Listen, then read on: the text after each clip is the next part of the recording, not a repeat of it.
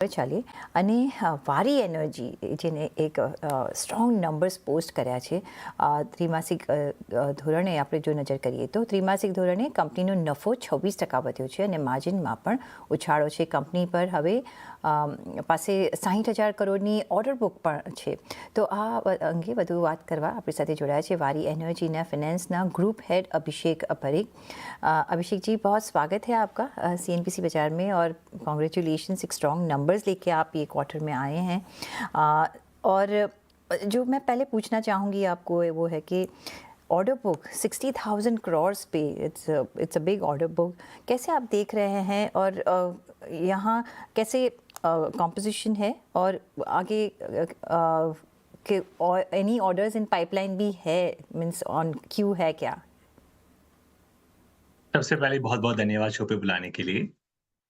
अगर आप order book को नज़र देखेंगी तो 60,000 करोड़ की जो ऑर्डर बुक है, इसमें हमारे सोलर पैनल की ऑर्डर बुक के अलावा हमारे ईपीसी बिज़नेस की ऑर्डर बुक भी शामिल है, ओएनएम बिज़नेस की ऑर्डर बुक शामिल है और हमने जो नए बिज़नेस स्टार्ट किए हैं लास्ट कुछ सालों में और जो हमने अनाउंसमेंट करी हैं कि हम लोग बैटरी की कैपेसिटी नेक्स्ट फाइनेंशियल ईयर में स्टार्ट करेंगे। इन्वर्टर की कैपेसिटी हमने पिछले क्वार्टर में स्टार्ट करी है। हाइड्रोजन की कैपेसिटी भी अगले साल स्टार्ट हो रही है और ट्रांसफार्मर की कैपेसिटी का हमने एक्विजिशन किया था, उसको भी हम लगभग 5x बढ़ा रहे हैं अगले साल में। सो इससे क्या हो रहा है कि हमारी ओवरऑल जो पाइपलाइन है ऑर्डर की, उसमें अब पैनल के अलावा ईपीसी, ट्रांसफार्मर्स, बैटरीज़, इन्वर्टर इन सभी बिज़नेस का बेनिफिट आना चालू हो गया है। इनफैक्ट अभी इस ऑर्डर बुक में हमारी जो रिटेल की ऑर्डर बुक है, वो शामिल नहीं है बिकॉज़ रिटेल में हर महीने ऑर्डर्स आते हैं और आपको उसको ऑर्डर को ऑनर करना होता है, कैश एंड कैरी मॉडल है। सो लगभग सेल्स का 20% हिस्सा हमारा होगा रिटेल है। अगर आप इसमें जोड़ दें तो हमारी ऑर्डर बुक इससे भी आपको बड़ी दिखाई नज़र दिखेगी। जी, वही इसीलिए वो तकरीबन कैसा कितना होगा कैश बेसिस पे? वो लगभग 19 से 20% के आसपास हमारी टोटल रेवेन्यू का रिटेल रेवेन्यू रहता ही है। अगर यूएस और डोमेस्टिक देखें, यूएस इंडिया डोमेस्टिक ब्रेकअप देखें तो कहाँ से ज़्यादा ऑर्डर्स है अभी? अगर आप ऑर्डर का इन्फ्लो देखेंगे तो यूएस के साथ-साथ इंडिया का भी ऑर्डर बुक अच्छा रहा है।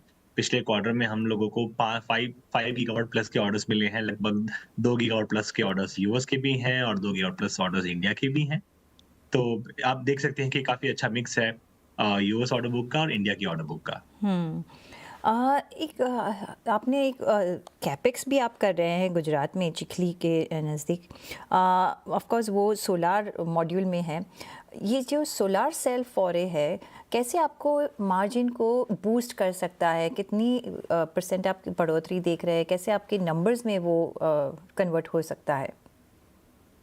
आप जो पिछले 2-3 क्वार्टर्स देख रहे हैं, यहाँ पे हम लोगों ने सेल का प्रोडक्शन स्टार्ट किया था साल की शुरुआत में और उसका प्रोडक्शन हर क्वार्टर बढ़ते जा रहा है। इसका इम्पैक्ट आने वाले क्वार्टर्स में आपको दिखता रहेगा बिकॉज़ अभी तो प्रोडक्शन लगभग 70% प्लस पे पहुँचा है, 90% तक जाना चाहिए, तो इसका इम्पैक्ट और आएगा। इसके अलावा 10 गीगावाट की नई सेल कैपेसिटीज़ भी हमारी लाइव हो रही हैं आने वाले वर्ष में। तो आप मान सकते हैं कि अभी और भी काफ़ी लेग स्पेस है हमारे पास में मार्जिन मैनेजमेंट, मार्जिन इम्प्रूवमेंट पे काम करने का। सोलर सेल के अलावा इंगट वेफर भी अगले साल चालू हो जाएगा, जिसके चलते हमारी जो सप्लाई चेन रेज़िलियंस है, स्ट्रॉन्ग हो जाएगी और काफ़ी विज़िबिलिटी मिल जाएगी हमारे कस्टमर्स को भी हमारी ओवरऑल सप्लाई चेन पे। पॉलीसिलिकॉन एक बहुत अहम हिस्सा है हमारी पूरी वैल्यू चेन का, जिसमें हमने पिछले क्वार्टर में और इन्वेस्टमेंट का कमिटमेंट भी किया है।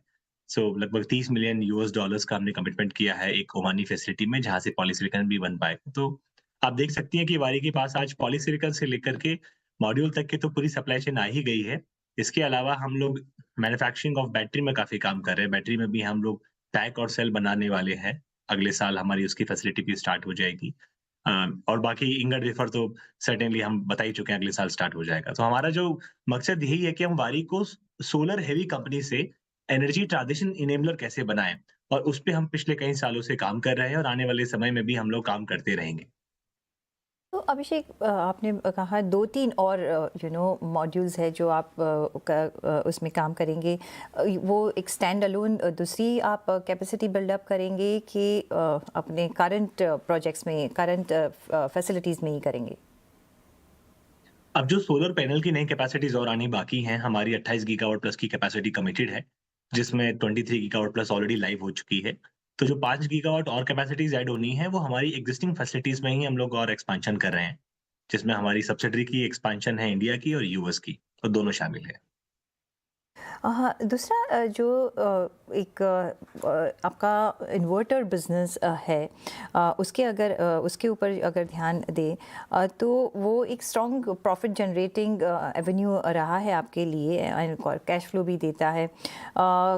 यहाँ प्रोडक्शन के बारे में क्या वो पाइपलाइन है? सो लार्जली आप इन्वर्टर देखेंगे तो इलेक्ट्रॉनिक मैन्युफैक्चरिंग के अंदर आता है इन्वर्टर। हम लोग इन्वर्टर की मैन्युफैक्चरिंग करा करके कस्टमर्स को सप्लाई करते ही थे हमारे रिटेल चैनल के थ्रू। बट हमने हमारी खुद की फैक्ट्री स्टार्ट कर दी है 3 गीगावाट की, जिसका अभी हम लोग एक्सपेंशन करेंगे 1 गीगावाट से, तो लगभग 4 गीगावाट फैसिलिटी हमारी हो जाएगी फाइनेंशियल ईयर 27 में। प्रॉफिटेबिलिटी के मापदंड मापदंड के अनुसार भी और कस्टमर सर्विसिंग के हिसाब से भी काफ़ी अहम हिस्सा रहेगा हमारी सप्लाई चेन का इन्वर्टर मैन्युफैक्चरिंग। चाइना चाइना पे अगर ध्यान दें, तो पैनल प्राइसेस काफ़ी नीचे आ गए हैं। कुछ इम्पैक्ट आपको हो रहा है उससे? सो प्राइसिंग तो डेफिनेटली बढ़ रही है। ओवरऑल कमोडिटी अगर आप देखेंगे, भले ही सिल्वर हो या कॉपर हो, सबके भाव बढ़ते चले जा रहे हैं। यहाँ पे अहम ये हो जाता है कि आपकी जो बिजनेस मॉडल है, आप उसमें कैसे अपने इस रिस्क को मैनेज करते हैं। तो बाहरी में हम लोग क्या करते हैं, एक तो हमारा जो ऑर्डर्स आते हैं उसका हम बैक टू बैक इमीडिएटली जो है सप्लाई चेन बुक कर लेते हैं, ताकि कमोडिटी के प्राइस का इम्पैक्ट नहीं आए हमारे मार्जिन्स पे। और दूसरा, हम लोग ऐसे भी कॉन्ट्रैक्ट साइन करते हैं कस्टमर्स के साथ, जहाँ पे हमारे जो कमोडिटी के भाव का जो इम्पैक्ट अगर आता है फ्यूचर में, तो वो हम लोग एंड कस्टमर्स को पास ऑन कर देते हैं। सो हम दोनों प्रकार के मॉडल में काम करते हैं, ताकि हमारी जो मार्जिन मैनेजमेंट हो, मार्जिन एक्सपेंशन है, वो चलती रहे। हुँ। तो आगे जाके अगर आपको मार्जिन गाइडेंस देना है, तो आप कितना कौन-सा गाइडेंस देंगे? कौन-सी रेंज में हो सकता है? हमने जैसे आज अपनी इन्वेस्टर प्रेजेंटेशन में भी बताया सबको कि हमारा जो 5,500 से 6,000 का मार्केट को जो गाइडेंस था EBITDA का, वो डेफिनिटली हम लोग उसको क्रॉस करने ही वाले हैं। और हमने ये भी बताया कि हम लोग दिसंबर 25 तक ऑलरेडी 4800 करोड़ प्लस का EBITDA अचीव कर चुके हैं। पिछले क्वार्टर में हमने 2,000 करोड़ प्लस का EBITDA अचीव किया है। सो आप अनुमान लगा सकते हैं कि हम हमारे जो गाइडेंस को काफ़ी अच्छे हद से क्रॉस करने वाले हैं। एब्सोल्युटली। सोलार रूफटॉप मॉड्यूल्स वो बहुत अभी भारत में, और वहाँ बजट में भी आप देखो कि बहुत सारा यहाँ आपको एडवांटेज मिल रहा है। डोमेस्टिक बिजनेस वाइज आपको कितना बूस्ट मिल रहा है यहाँ? कितना पार्ट ऑफ बिजनेस से रेवेन्यू यहाँ से आता है? रूफटॉप पूरी बिज़नेस का बहुत अहम हिस्सा हो गया है पिछले 2-3 सालों में, जी। स्पेशली जब मोदी जी ने एक अनाउंस करी थी पिछले साल पीएम सूर्य घर योजना, उसके तहत तो लगभग 25 लाख घरों पे ऑलरेडी सोलर लग चुका है इस स्कीम के तहत। और आने वाले 2-3 वर्षों में हमको लगता है जो सरकार का टारगेट था लगभग 1 करोड़ घरों पे लगाना, वो हमको पूरा होता हुआ नज़र आ रहा है। इसके अलावा पीएम कुसुम योजना जो बहुत अहम हिस्सा है, जिसमें किसानों के लिए भी एक आमदनी का एक स्रोत बन जाता है, प्लस हमारा जो ओवरऑल इकोसिस्टम एनर्जी का वो भी काफ़ी स्ट्रॉन्ग बन जाता है। वहाँ पर भी काफ़ी हम लोग एक्सपेंशन देख रहे हैं ओवरऑल। हमारी टोटल सेल्स का जैसा मैंने बताया कि लगभग 20% हिस्सा रिटेल मार्केट से आता है, और रिटेल मार्केट जब मैं बात करता हूँ तो लार्जली उसमें रूफटॉप मार्केट भी शामिल है, और कुसुम योजना के जो प्रोग्राम्स हैं वो भी शामिल होते हैं। तो नंबर्स काफ़ी अच्छे दिख रहे हैं। अभिषेक, टेल मी कि ऑफ कोर्स यूएस तो आपके लिए मार्केट है ही, लेकिन ग्लोबली दूसरे कोई कंट्रीज़ में आप ट्राई कर रहे हो, आप एक्सपेंशन कर रहे हो, कुछ कैसे रिस्पांस आपको मिल रहा है आपके बिजनेस को? हमने पहले भी बताया था कि जैसे हम लोग यूएस के अलावा मिडल ईस्ट मार्केट्स को बहुत अहम हिस्सा मानते हैं हमारी ग्रोथ का। मिडल ईस्ट के सारे मार्केट्स में हम लोग ऑलरेडी बिडिंग करना स्टार्ट कर चुके हैं। अच्छी बात ये रही है कि पिछले कुछ साल में हम लोगों ने हमारी मॉडल की क्षमता के अलावा बाकी एरियाज़ पे भी काफ़ी काम किया है। जैसे हमारी ईपीसी की जो कैपेबिलिटीज़ हैं, आज इंडिया में हम गीगावाट प्लस, 2 गीगावाट प्लस की सिंगल प्रोजेक्ट्स कर रहे हैं हमारी ईपीसी सब्सिडरी के तहत। ओडम के प्रोजेक्ट्स हम काफ़ी अच्छे कर रहे हैं, काफ़ी बड़ी साइज़ पे कर रहे हैं। ट्रांसफॉर्मर्स, बैटरीज़ और इन्वर्टर से अब हम लोग फुल्ली इंटीग्रेटेड प्लेयर बन चुके हैं, full stack service provider. So middle east market काफ़ी अच्छा हमको दिखते हुए नज़र आ रहा है। उसके अलावा यूरोपियन यूनियन का भी एक मार्केट हमको लग रहा है काफ़ी बड़ा मार्केट है, जो ओपन हो सकता है इंडियन मार्केट्स के लिए। लार्जली सब लोग यही चाहते हैं यार, आज नॉन चाइनीज़ सप्लाई चेन को कैसे हम लोग बढ़ावा दें, और उसके तहत हमें लग रहा है कि यूरोपियन मार्केट्स भी मैन्युफैक्चरर्स के लिए काफ़ी जल्दी ओपन हो जाएगा। विद इन द कंट्री देखें तो अभी जो भी मैं रोज़ जो एक्सपर्ट से बात करती हूँ वो डेटा सेंटर और वहाँ इतना पावर का कंजम्पशन होगा। कैसे आप देख रहे हो, कैसे आप टैप करोगे, क्योंकि बहुत प्लेयर्स है यहाँ, राइट, एंड सब लोग अभी कैपेसिटी बढ़ा रहे हैं, इन्वेस्टमेंट कर रहे हैं। आपके क्या प्लान्स हैं? तो कैपेसिटी विस्तार करने के अलावा जो अहम बात जिसको ध्यान रखना चाहिए वो ये है कि आप कैपेसिटी के साथ इंटीग्रेशन कैसे करें उस कैपेसिटी का। और दूसरा आप उसकी सप्लाई चेन को कैसे स्थापित कर रहे हैं। अगर हम बात करें सिर्फ कैपेसिटी की बात करें तो उसमें कैपेसिटी बढ़ाने से आपको प्राइस एडवांटेज डायरेक्टली नहीं मिलता। आपको अपनी सप्लाई चेन पे काफ़ी काम करना होता है, बैकवर्ड इंटीग्रेशन काम करना पड़ता है, फॉरवर्ड इंटीग्रेशन काम करना पड़ता है और हॉरिजॉन्टल इंटीग्रेशन काम करना पड़ता है। जैसा वारी में हम लोग बैकवर्ड इंटीग्रेशन पे तो काम कर ही रहे थे सोलर सेल पे, इंगट और वेफर में। हमने हॉरिजॉन्टल इंटीग्रेशन पे भी काफ़ी ज़ोर दिया है। हमारी बैटरी की मैन्युफैक्चरिंग जो आ रही है, इलेक्ट्रोलाइज़र मैन्युफैक्चरिंग की जो कैपेसिटीज़ आ रही है, इन्वर्टर की जो कैपेसिटीज़ आ रही है, ये और ट्रांसफॉर्मर्स में हम कैपेसिटी का काफ़ी विस्तार कर रहे हैं। सो इससे ये बात बड़ी क्लियर है कि जितना ज़्यादा आप इंटीग्रेशन पे फ़ोकस करेंगे, जितना ज़्यादा मार्केट के डाइवर्सिफिकेशन पे फ़ोकस करेंगे, खाली एक सेट ऑफ कस्टमर्स के अलावा, जैसे बड़े-बड़े यूटिलिटी के अलावा आप रिटेल पे फ़ोकस करेंगे, ओवरसीज़ मार्केट पे फ़ोकस करेंगे, तो आपकी जो जो कॉस्ट पर यूनिट तो बेटर होगी ही, मार्जिन रियलाइज़ेशन भी इम्प्रूव होगी और मार्जिन मैनेजमेंट बहुत अच्छे से मैनेज किया जा सकता है। और वो हम लोग हमारे नंबर्स में देख पा रहे हैं। अभी कंपटीशन है ये फील्ड में भी आपकी, बिकॉज आपके बहुत सारे वर्टिकल्स हैं। आपकी यूएसपी क्या है और आप कैसे compete कर रहे हो वो फील्ड में आपके कॉम्पिटिटर्स से, कैसे डिफरेंट हो आप?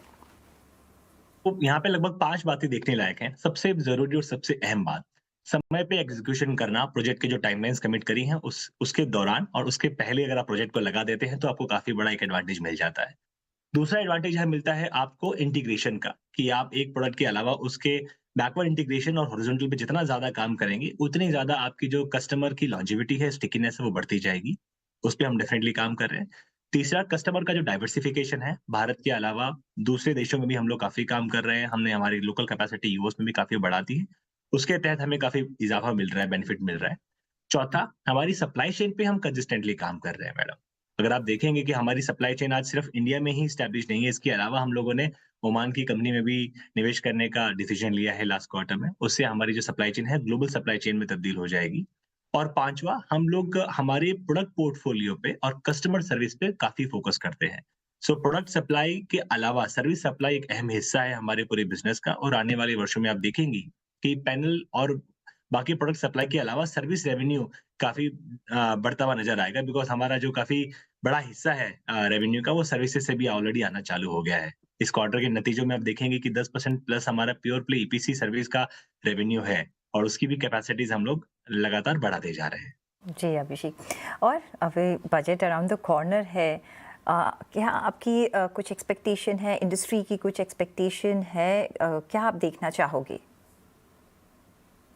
सो बजट से 3-4 बड़ी बातें हम लोग एक्सपेक्टेशन लगा लगा रहे हैं। पहला तो ये कि जो हमारी रूफटॉप स्कीम है, पीएम रूफटॉप स्कीम, यहाँ पे हम लोग देख रहे हैं कि नया बजट का एलोकेशन डेफिनिटली हो सकता है। इसके अलावा पीएम कुसुम योजना जो फार्मिंग सेक्टर के लिए अच्छी परियोजना है, वहाँ पर भी हम लोग देख रहे हैं कि काफ़ी अच्छा बजट का एलोकेशन किया जा सकता है। हम ये भी देख रहे हैं कि ट्रांसमिशन और डिस्ट्रीब्यूशन जो चैनल है, जो आज कहीं न कहीं पूरे सप्लाई चेन का, पूरे इकोसिस्टम का पावर के बैकबोन है, वहाँ पर भी हमको लग रहा है कि काफ़ी एक बजट की एलोकेशन की जा सकती है।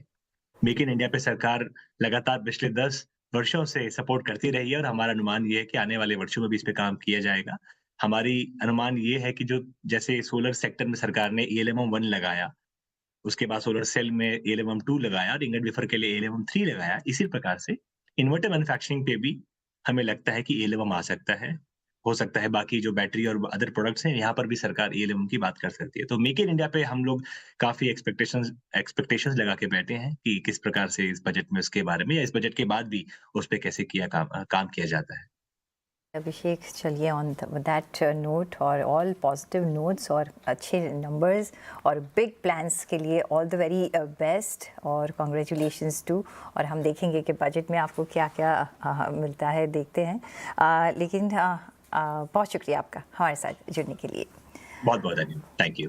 અને એ સાથે જ વારી એનર્જી આજના કાઉન્ટર પર નજર કરું 2600ના લેવલ પર આ કાઉન્ટર ચાલી રહ્યો છે. આજે એક બિગ મૂવ આપણે જોઈ રહ્યા છે 7.5% પ્લસની એક સ્ટ્રોંગ રિઝલ્ટ બેઝ પર આજે કાઉન્ટરનું રિએક્શન આપણે માર્કેટમાં જોઈ રહ્યા છે.